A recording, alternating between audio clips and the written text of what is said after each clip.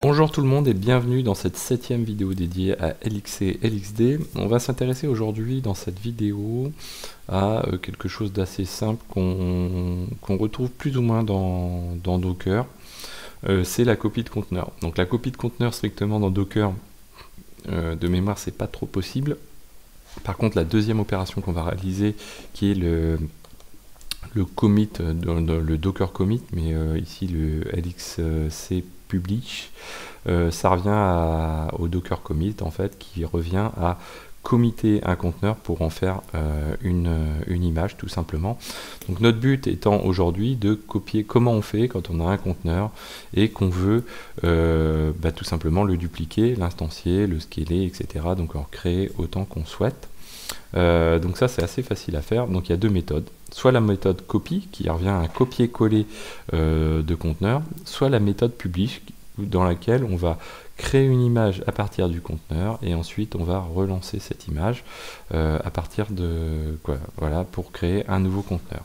Donc on crée voilà, on va le voir ensemble. Premier cas de figure, donc LXC copy et LXC start ensuite. Donc nous, si je fais un LXC list, j'ai un conteneur qui tourne ici, qui s'appelle mon conteneur.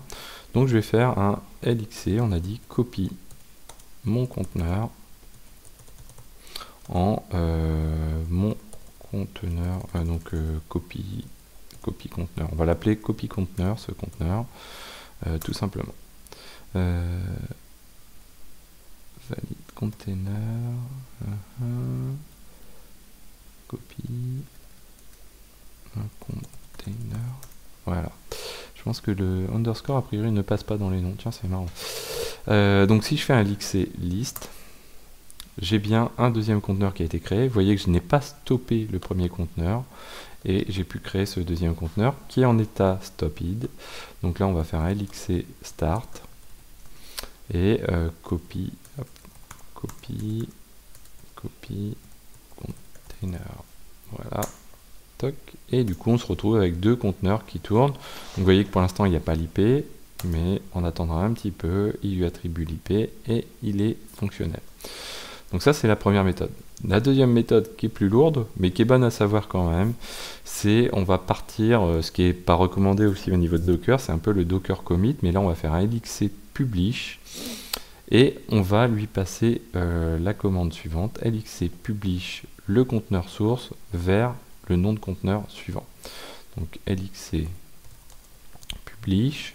Donc là on repart de mon conteneur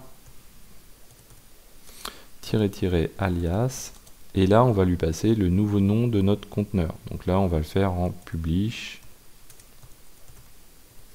container. Hop.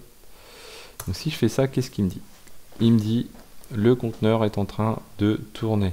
Donc si vous voulez faire une copie en gros de ce conteneur pour en créer une image, vous êtes obligé de l'arrêter, ce qui est normal puisqu'en fait le conteneur peut vivre et du coup à quel moment exactement on considère que les datas sont consistantes, que l'intérieur du conteneur est consistant pour pouvoir en faire une image, ça LXC n'est pas capable de le faire. Donc on peut lui passer ---- force et il va gérer lui-même la chose, c'est-à-dire il va le stopper et il va restarter le conteneur après en avoir généré une image. Donc là on va le faire comme ceci. Hop, voilà.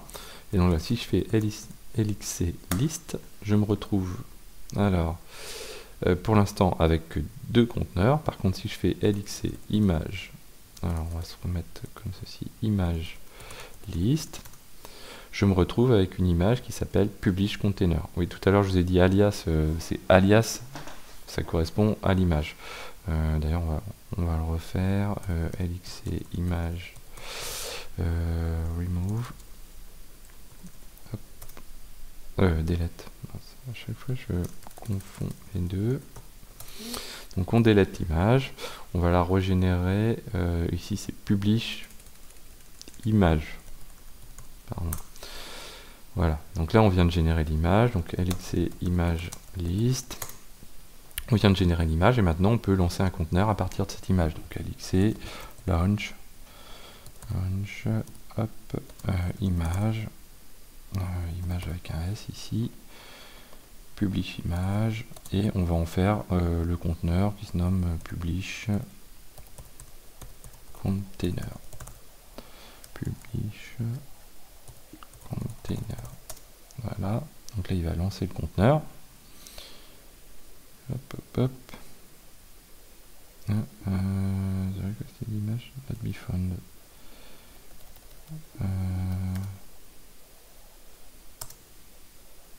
Ok. Ah, ok. Voilà. Non, ouais. Alors, explication.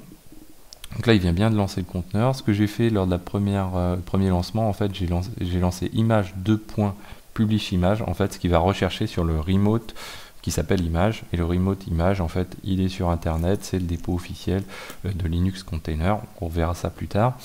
Donc la bonne commande à passer, c'est launch.